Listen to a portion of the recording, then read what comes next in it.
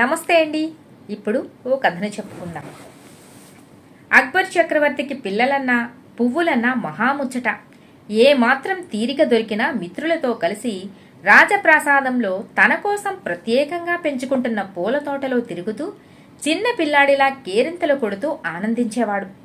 ఆ సమయంలో తన వెంట ఉన్న మిత్రులకు రకరకాల కానుకలు ఇచ్చేవాడు.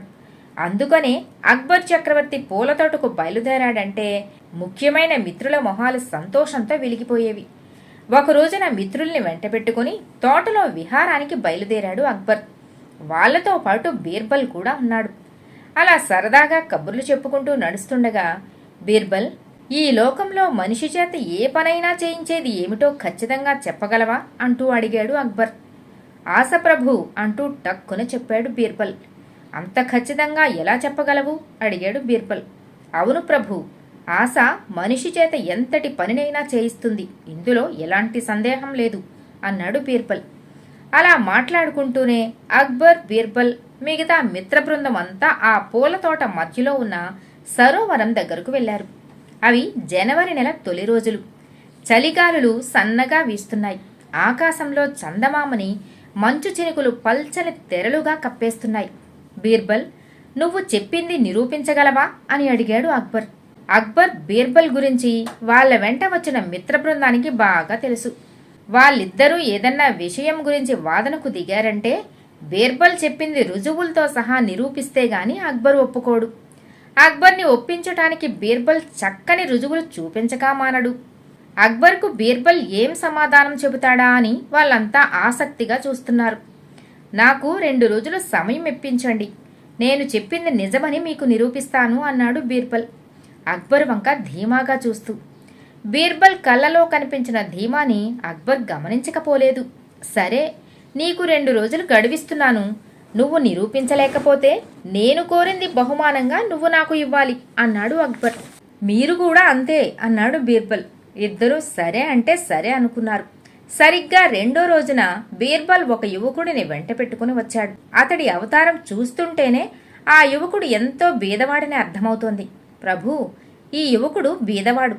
దరిద్రంలో బ్రతకలేక చావలేక పుట్టేక చచ్చేదాకా బ్రతకాలి కనుక ఏదో బ్రతికీడుస్తున్నాడు. ఇతడి బ్రతుకును మీరు బాగు చేస్తానని హామీ ఇస్తే మీరేం చెయ్యమన్నా చేస్తాడు అంటూ అక్బర్కి చెప్పాడు బీర్బల్. ఆ యువకుడి వైపు చూశాడు అక్బర్.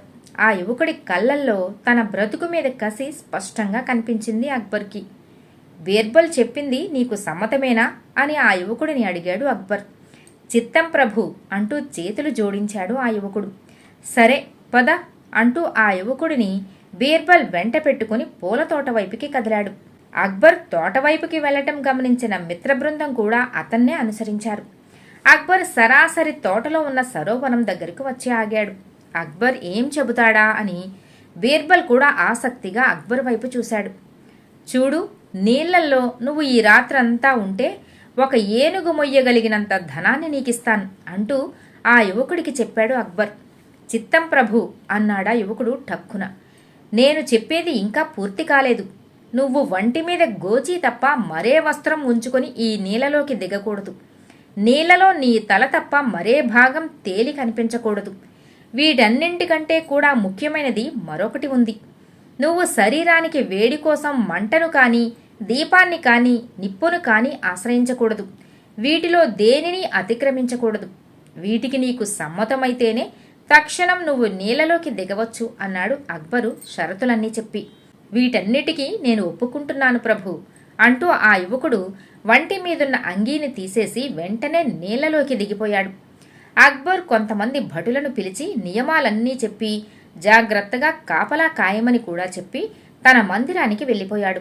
ఆ రాత్రి అక్బర్కి నిద్ర పట్టలేదు. అక్బర్ మందిరంలోని కిటికీలోంచి చూస్తే తోటలో సరోవరం కనిపిస్తుంది. యువకుడిని చూడాలనిపించి అక్బర్ కిటికీ తలుపులు తెరిచాడు. తోటలోంచి వీస్తున్న గాలులు కమ్మని పరిమళంతో పాటు గజగజా వణికించే చలిని కూడా మోసుకొచ్చాయి.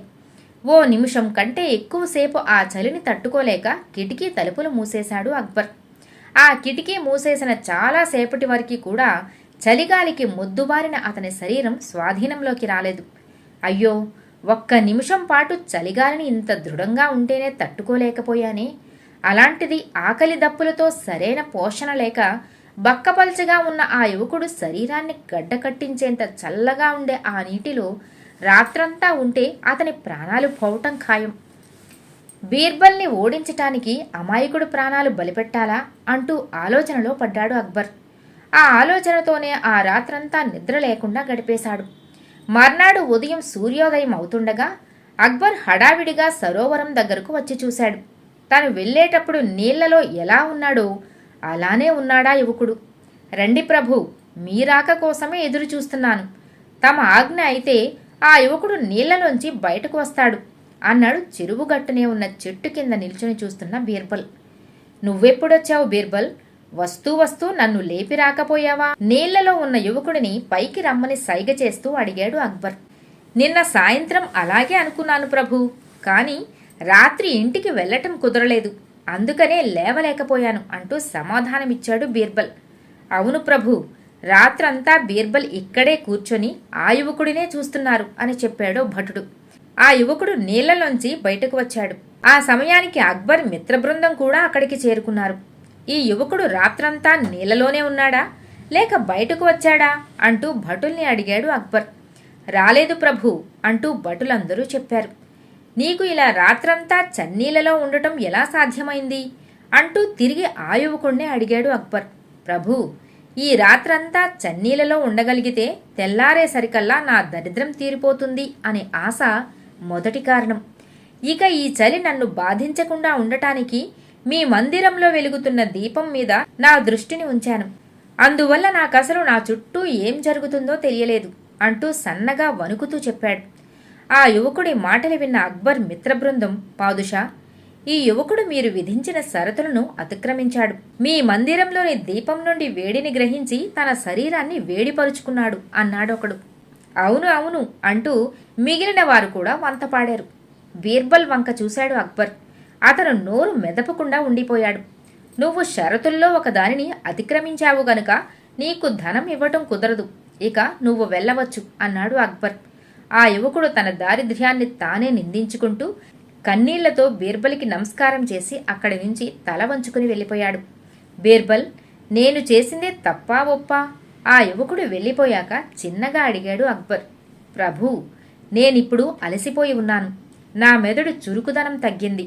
మీ ప్రశ్నకు సమాధానం రేపు చెబుతాను. నేటికి నాకు సెలవిప్పించండి అంటూ తను కూడా బయటకు నడిచాడు బీర్బల్. మర్నాడు సాయంత్రం తోటలోకి వచ్చిన అక్బర్కి ఓ వింత దృశ్యం కంటపడింది. 20 అడుగుల పొడవు ఉన్న 3 కర్రలని త్రిభుజాకారంలో నిలబెట్టి ఆ మూడింటి మధ్యలో ఓ కుండ కట్టి ఉంది. నేలమీద ఆ మూడింటి మధ్యలో పుల్లలతో మంట పెట్టి ఆ మంట ఆరిపోకుండా విసనకర్రతో విసురుతున్నాడు బీర్బల్. బీర్బల్ని సమీపించి, ఏమిటిదంతా, ఏం చేస్తున్నావు అంటూ అడిగాడు అక్బర్. పాయసం వండుతున్నాను ప్రభు, మంట విసరటం ఆపకుండా జవాబిచ్చాడు బీర్బల్. పాయసమా? మంటకు అంత ఎత్తులో కుండను కట్టి పాయసం వండుతున్నావా? ఏం బీర్బల్, రాత్రికి రాత్రి ఏ మాంత్రికుడి దగ్గరన్నా పోయి మంత్రాలు నేర్చుకువచ్చావా? ఏ గారిడీ వాడి దగ్గరన్నా కనికట్టు నేర్చుకున్నావా? ఈ మంట వేడికి ఆ పాయసం ఉడుకుతుందా అంటూ ఎగతాళిగా నవ్వుతూ బీర్బల్ భుజం తట్టాడు. భలేవారు ప్రభు, 500 గజాల పై దూరంలో ఉన్న ఓ చిన్న దీపం రాత్రంతా చలినీళ్లలో పీకల దాకా మునిగి ఉన్న ఓ యువకుడికి వేడిని అందించగాలేనిది ఆ దీపం కంటే 10 రెట్లు పెద్దదైన ఈ మంట 20 అడుగుల ఎత్తులో ఉన్న పాలను పాయసంగా చేయలేదా ప్రభు? అది తేల్చుకునే ప్రయత్నంలోనే ఉన్నాను నేను అన్నాడు. మంత్రగాడిలా భలే గమ్మత్తుగా చేసి చూపించావే అన్నాడు అక్బర్. ఇప్పుడు చెప్పండి, నాకు ఈ మంత్రం నేర్పిన మంత్రగాడు, కనికట్టు నేర్పిన గారడీవాడు మీరు కాదా అంటూ నింపాదిగా అడిగాడు బీర్బల్. బీర్బల్ కొట్టిన దెబ్బ అక్బర్ పాదుషా నశాలానికి ఎక్కింది. వెంటనే ఎవరక్కడా అంటూ అరిచాడు. వెంటనే 2 భటులు వచ్చారు. నిన్న ఈ సరోవరంలో జాగారం చేసిన యువకుడిని వెతికి పట్టుకుని మా ముందు హాజరుపరచండి అంటూ భటులకు ఆజ్ఞను జారీ చేసి బీర్బల్ వంక తిరిగి, బీర్బల్, నువ్వు పాయసం కాయటం పూర్తి అయ్యాక కాస్తంత నాకు కూడా పంపించు. నీ చేతి పాయసం రుచి చూస్తాను అని నవ్వుతూ తన మందిరం వైపు కదిలిపోయాడు. మంచివాళ్లకు దేవుడెప్పుడూ అన్యాయం చేయడు, కాని ఆ భగవంతుడి కరుణ వాళ్ల మీద ప్రసరించటానికి కాస్తంత ముందు వెనుక అవుతుంది, అంతే. ఎప్పటికైనా అదృష్టం మంచివాళ్ల దగ్గరకు నడుచుకు రావాల్సిందే అని ఆ యువకుణ్ణి తలుచుకుంటూ నవ్వుకున్నాడు బీర్బల్. కథ సమాప్తం.